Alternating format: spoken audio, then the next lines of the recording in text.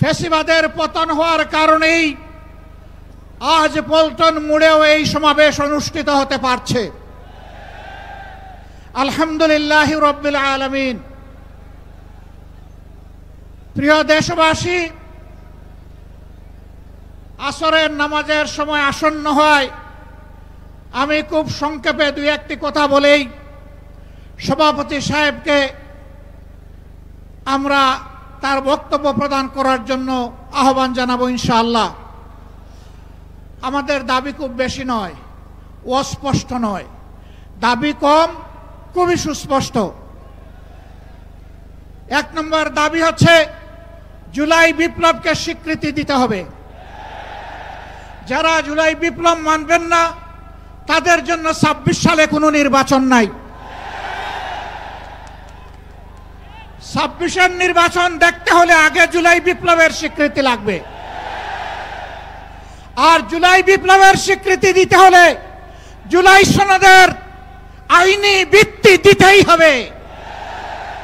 এই আইনি ভিত্তি ছাড়া কোনো নির্বাচন অনুষ্ঠান হওয়ার কোনো সম্ভাবনা নেই। কখন হবে এই আইনি ভিত্তির গোড়াপত্তন? এদেশের মুক্তিকামী মানুষের কথা একটাই, জাতীয় সংসদ নির্বাচনের আগে গণভোট অনুষ্ঠিত হতে হবে। গণভোটের ব্যাপারে সকল দল একমত, তাহলে তারিখ নিয়ে এই বায়নাবাজি কেন? একমত হয়ে যখন স্বাক্ষর করেছি সবাই, তখন গণভোট আগে হওয়াই হচ্ছে যুক্তিযুক্ত। এর মধ্য দিয়ে আইনি ভিত্তির পাটাতন তৈরি হবে ইনশাআল্লাহ, এবং এর ভিত্তিতেই আগামী জাতীয় সংসদের নির্বাচন অনুষ্ঠিত হবে। ওই নির্বাচন যখন অনুষ্ঠিত হবে তখন আর কোনো সংশয় সন্দেহ থাকবে না। আমরা চাই আগামী ফেব্রুয়ারিতে রোজার আগেই জাতীয় সংসদ নির্বাচন অনুষ্ঠিত হোক। এইটা দিয়ে কেউ ধূম্রজাল সৃষ্টি করার পায়তারা চালাবেন না, উদূর পিণ্ডি বুদির গাড়ে ফেলবেন না। আমরা জাতীয় ঐক্যমত কমিশনে গিয়ে সকল দল আমাদের মতামত দিয়েছি। এই ৮ দলের পক্ষ থেকে ডজন খানেক নোট অফ ডিসেন্ট আমরা দেই নাই। আমরা প্রস্তাবনা যৌক্তিক মনে করে সেখানে আলাপ আলোচনায় আমরা ইতিবাচক মত দিয়েছি। এরপরে সংখ্যাগরিষ্ঠ দলের মতামতের ভিত্তিতে একটা চার্টার তৈরি হয়েছে।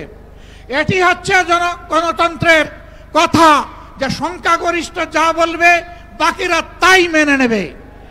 কিন্তু আমরা দেখলাম না, কেউ কেউ তা মেনে নিতে রাজি নন। জুলাই সনদেই যদি আপনি গণতন্ত্রের প্রতি শ্রদ্ধা না দেখান, জাতীয় নির্বাচনে আপনি শ্রদ্ধা দেখাবেন কিভাবে? এই জায়গায় আসতে হবে। সকল বায়না ভুলে যান, জুলাই শহীদের রক্তের প্রতি সম্মান দেখান। জুলাইয়ে যারা লড়াই করেছে বুক টাট করে, যারা পঙ্গু আহত হয়ে এখনো দুঃখে দুঃখে কষ্ট করছে, মেহরবানি করে তাদের বুকের ভাষা বুঝার চেষ্টা করুন। আমার ভাই আল্লামা মামুনুল হক সাহেব বলেছেন, লড়াই করে ফ্যাসিবাদ বিদায় করেছি, লড়াই করে জনগণের দাবি আদায় করব। আমি স্পষ্ট ভাষায় বলতে চাই, কোনো দলের নয়, জনতার বিজয় হবে ইনশাআল্লাহ। জনতা কি চায় কান পেতে শোনার চেষ্টা করুন। যদি এই ভাষা বুঝতে ব্যস্ত হন, তাহলে নিজের পরিণতির জন্য যে বুঝতে ব্যর্থ হবেন তাকে তৈরি থাকতে হবে।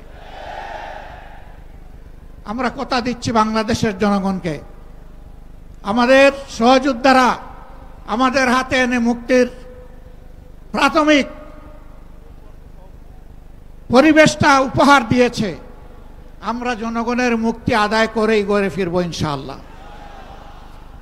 আমরা ভদ্র ভাষায় কথা বলছি, ভদ্র ভাষায় কথা বলবো, কিন্তু আমাদের দাবির ব্যাপারে আমরা হিমালয়ের মতো অনড় থাকব। কারণ এই দাবি জনগণের দাবি, কোনো দলের দাবি নয়। এই দাবি বিপ্লবের দাবি, এই দাবি ফ্যাসিবাদের দাবি নয়। অতএব ফ্যাসিবাদের দাবির কাছে বাংলাদেশের জনগণ মাথা নত করবে না। তৈরি হন। যতক্ষণ পর্যন্ত জনগণের দাবি আদায় না হবে আমাদের আন্দোলন দুর্বার গতিতে চলতে থাকবে ইনশাআল্লাহ। আজই শীর্ষ নেতৃবৃন্দ এই মিটিংয়ের পরে আমরা মিলিত হচ্ছি। পরবর্তী কর্মসূচি যথাশীঘ্রই আপনারা জানতে পারবেন। সেই কর্মসূচি বাস্তবায়নের জন্য প্রস্তুতি নেওয়ার আহ্বান জানিয়ে এবং সরকারকে জনগণের ভাষা বুঝে অতি শীঘ্র গণভোট আগে দেওয়ার সিদ্ধান্ত নেওয়ার আহ্বান জানিয়ে আমার বক্তব্য এখানে শেষ করছি। আল্লাহ হাফেজ। বাংলাদেশ জিন্দাবাদ।